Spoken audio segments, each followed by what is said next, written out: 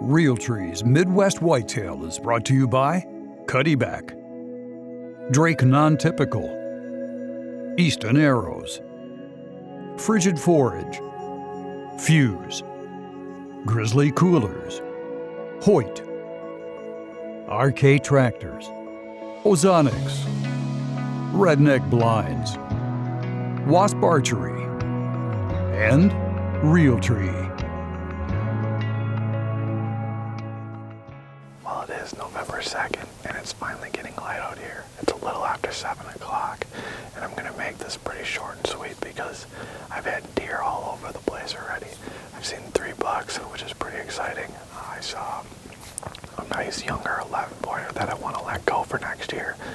An 8-pointer and a spiker just walked through. Today I'm set up on the east side of our Tamarack Woods, and it sets up pretty perfect because we have a west-northwest wind, so it pretty much blows away from this Tamarack Woods. During the rut, the deer love to run in this grass, and the bucks chase the does in here like crazy. My dad is also out here, and he's been out here the last couple days, and he's seen a ton of deer in this area, so hopefully it's a great morning and a mature buck walks by.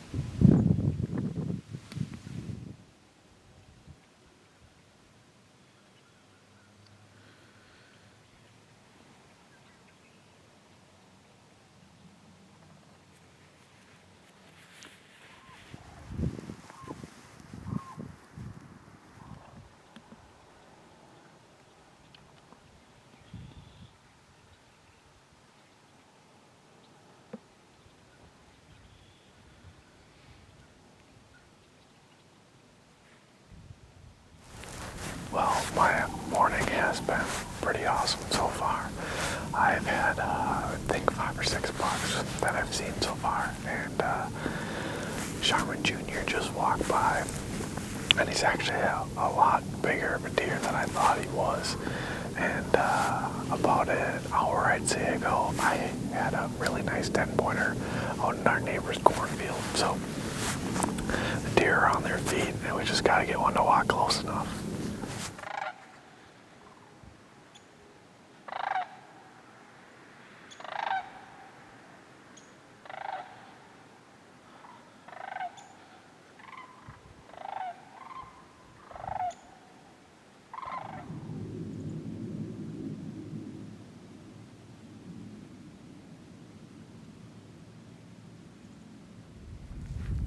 It's about 10:30, and I'm going to slowly start packing up. I unfortunately can't hunt tonight or the rest of the day, so I'll be back out here tomorrow morning, and I'm going to probably hunt pretty much all day tomorrow.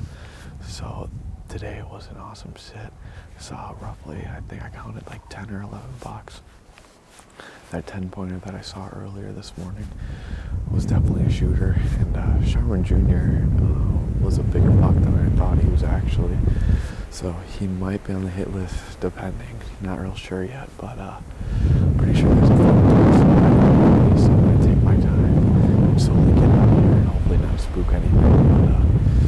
But definitely be back out tomorrow, and hopefully we can get it done then.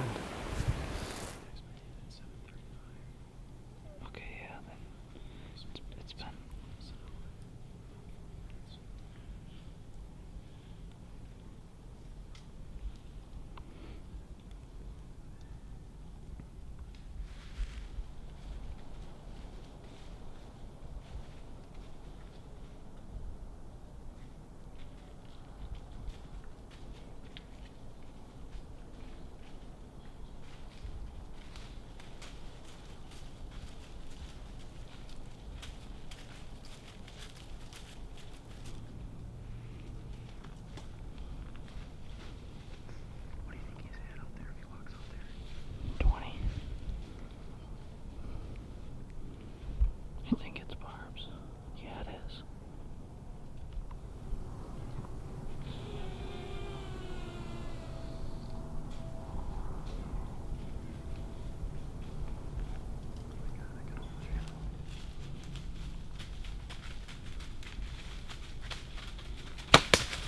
Nice shot, buddy.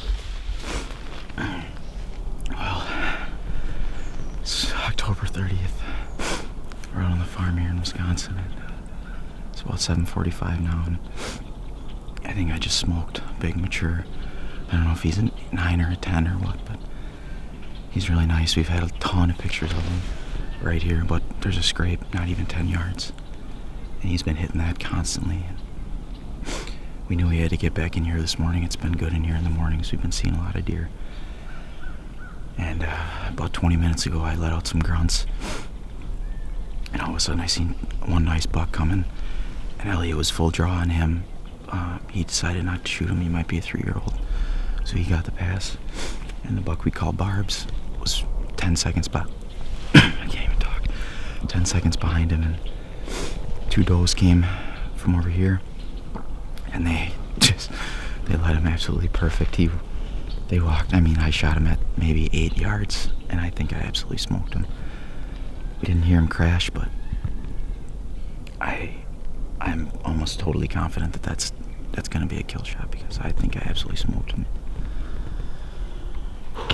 He ran up that way.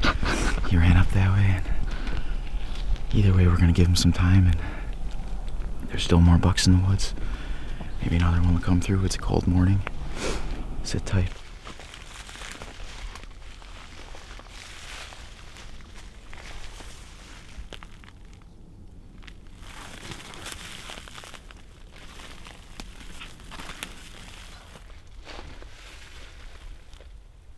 Oh, I see him.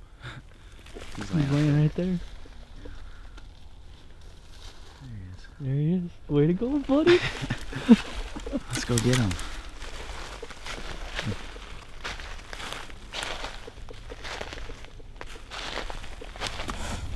It's a buck that we called Barb's. It's like a mainframe 8. Got some kickers. Got a lot of character, actually. Really cool buck. We figured he's a mature deer. He definitely looks like it. He's got a real big body on him. Started out as kind of a slow morning, actually. The first deer we seen was actually a 3-year-old. He's actually bigger than this deer, but Elliott gave him the pass. He was full draw on him, debating on him. He's got some splits all over too. He's a really nice deer. And I saw him coming down the ridge, and I heard something behind him, and here comes Barb's, maybe 15 yards behind him. And so, he came in right behind that other buck. The other buck just kept going down the ridge, and Barb stopped, and he made a scrape for probably, I don't know, it felt like an eternity. I'm not sure how long it really was. And I think he would have probably took the path of the other buck. But some does actually came from over that way, and they brought him right under the tree. I mean, you couldn't have asked for a better shot. It was, I don't even know if it was 10 yards. It might have been closer than that. And honestly, if you probably look, you can probably see the stand from where we are. He maybe went 40, 50 yards. Went through a little bit of water there, jumped a barbed wire fence, and here he lays. And I couldn't be happier. Well, good morning.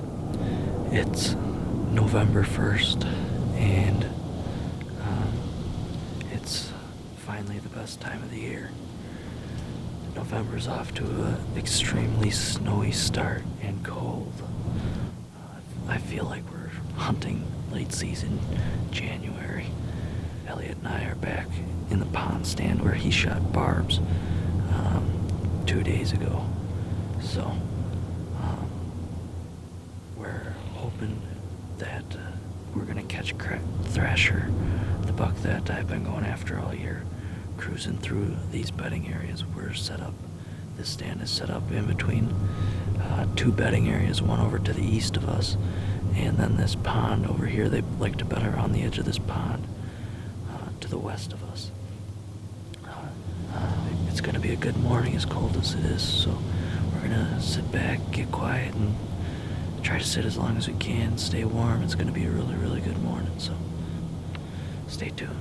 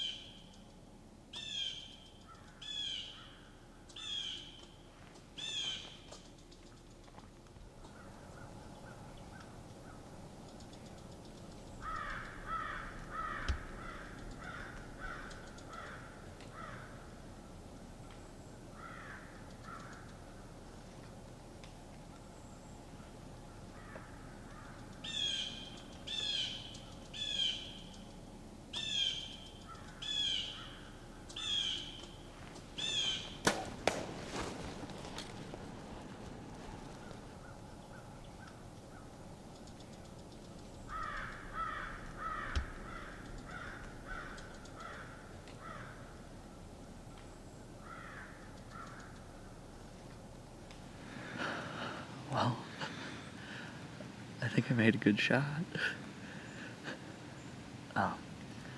That's a buck that we call Crowns, and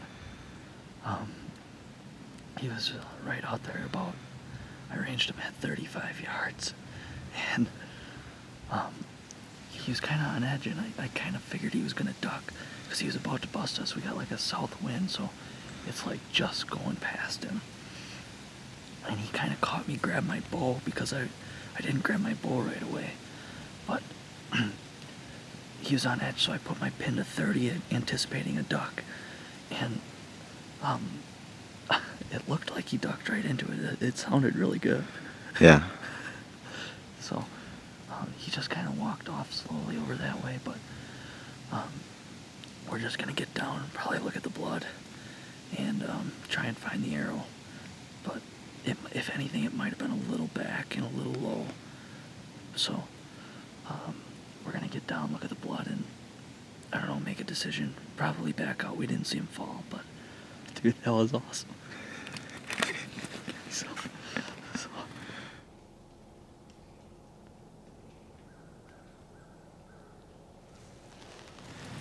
Okay, well, we got to the first bed, and I never saw the deer, but Troy said that he saw him get up. He thought he saw something get up on this little knob, and if there was a bed up on this knob, we were gonna back out because he wasn't dead yet. And then we got up to the bed here, and there's a bunch of blood in it, and it's darker blood, so we're kind of thinking it's gonna be liver shot or like a single lung liver shot. It's looking like, but the deer could hardly walk. When we got up to the bed, Brody and Elliott saw the deer walking away. Yet he was only like 20 yards away, and he couldn't even run away. So the deer's gonna die. It's just gonna take a couple more hours. So we're gonna back out and come back probably in a few more hours, and hopefully come up with him, man. So we'll be back. Okay, well, it's about 7:30 now, and we're heading back in to pick up the blood trail where we last saw the deer that I hit earlier this morning. We jumped him about 1:30, and he could hardly walk, so we gave him about another 6 hours here, and we're hoping that he's down in his last bed that he bedded down here.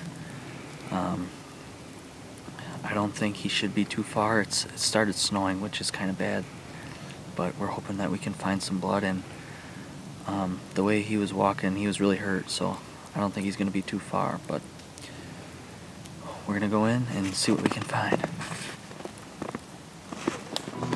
Dude, Brody, good eye, man. That's why I'm here.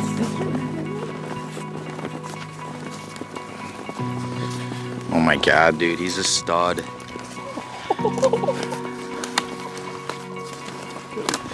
He's under this tree. I think he tipped over right after we jumped. God. Oh my god. We did it, man. We did it. Oh my god. He's been dead a long time. Dude, you smoked him. We finally got to him. This is a deer that I've had a lot of history with. We got 2 sheds off of him, and he just blew up this year. It's a buck that I call Crowns, and I couldn't be happier, dude. He's way bigger than I thought. It's not too often they grow. Oh my god.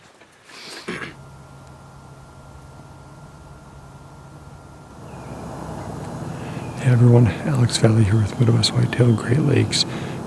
This is the morning of Friday, October 25th, and we're out here in western Wisconsin again, actually hunting out of a stand that I shot my buck in 2 years ago. So this particular spot is kind of right in the middle of a bunch of different bedding areas. We have some bedding off on a point to the south of me here, bedding off to the north of me, and also off to the east, kind of on the other side of this CRP field back here. Plus, obviously, deer are going to be bedded out in that CRP too. So we're expecting if they're going to be out kind of searching for those first hot does, this may be one of those places that they're checking, or they might just be working this edge here, trying to, kind of get their own territory set up here. So I've already had some action this morning. We had a little numbuck that came in basically right after we got set up. And then we just had a doe slip in on us right behind us here when we were getting ready to do this interview. But hopefully the deer keep moving. It's still early. We have plenty of time yet. So I'm excited. It was about 28 degrees this morning. So nice frost on the ground, and should get these deer moving.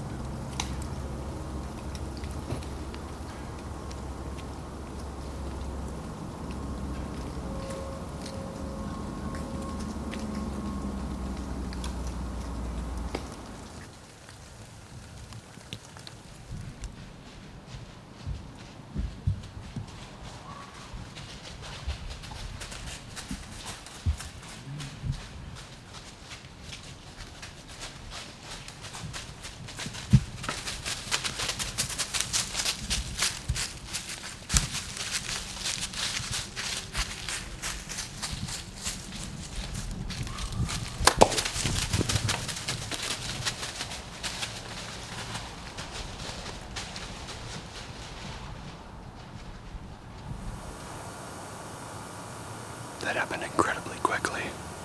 We were watching two does that were down below us. And actually, I was just grabbing the camera to get some B-roll of them when all of a sudden I heard something, looked up and saw a doe coming and being chased by this buck. I'm not exactly sure which buck this is. I think it might be one of the ones that we have on camera, though.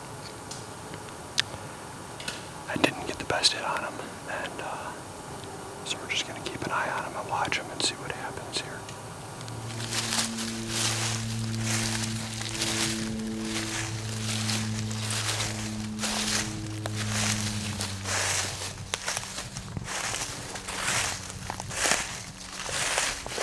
Been a heck of a short rut hunt here, but I couldn't be happier to wrap my tag around this deer.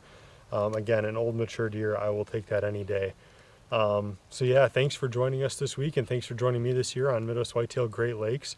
Stick around, there's a lot of action to come. Things are just starting to heat up here in the Great Lakes region and across the country, so I know there's going to be some more awesome footage coming your guys' way. Well, it's the morning after the shot and the recovery, and I just wanted to provide kind of a recap on the hunt here. So this deer is one that we've had a couple years of history with. He was kind of a bully buck on the farm last year. Whenever he would show up in a certain area, a lot of the other bucks would start to disappear. He'd kind of run them off. And we saw the same thing happening this year as well. So actually Friday night when we were out, or Thursday night when we were out on the stand hunting one portion of the farm, I got an email from the Cuddy Link system that Cuddy Back uses, showing me that he was on the particular ridge that we ended up killing him on. And I had a couple pictures of him out on that ridge 2 nights ago. So we made the decision to try to go in after him last night, which obviously ended up paying off. And that kind of circles back to having that most recent information and knowing what's going on the property that you hunt, and knowing where particular deer are at. Are they hanging out on one ridge, for the majority of their time, or are they starting to roam around? Or just knowing if you maybe have does that are coming into estrus, or that kind of stuff, so you know how to react when you're hunting, and being able to do that, almost instantaneously, I think is really a great tool to be able to have. So it certainly paid off this year. I did want to touch on the shot though, because as you saw in the video there, the shot was certainly a little bit far back, and I'm not going to blame my equipment or anything like that. That was 100% me. I was in a rush on this shot, and I was watching him come in, and to be honest, I was afraid he was going to start to cut off to my right, which would have taken him around the back side of the tree where my fiance was filming me back there, and we had our packs and stuff, and I wouldn't have been able to get a shot. So when he started to come to the left, I decided to go ahead and try to take that shot, and he was about 6 to 8 yards away is what I figure. So he was really close, and I was hoping to be able to sneak one down kind of over the top of the shoulder and into the lungs. Flat out though, I missed. That was 100% on me. Usually a shot like that would not turn out with the results that we see here though. And I'm incredibly thankful that they did, but I got incredibly lucky with that. I just flat out missed that shot. So I hit him pretty far back, as you saw, and actually that arrow ended up coming out back by his rear leg, and it severed the artery back there, which I think ultimately was the reason that he piled up where he did, only about 80 or 90 yards away. So that's certainly not a shot that I ever want to have happen again. As soon as I pulled the trigger, I wanted that shot back. It was one of those that wasn't where it was supposed to be, and fortunately for me, it ended up working out this time. So, but either way, though, I'm happy to have this deer on the ground. Happy to be able to wrap a tag around him this year.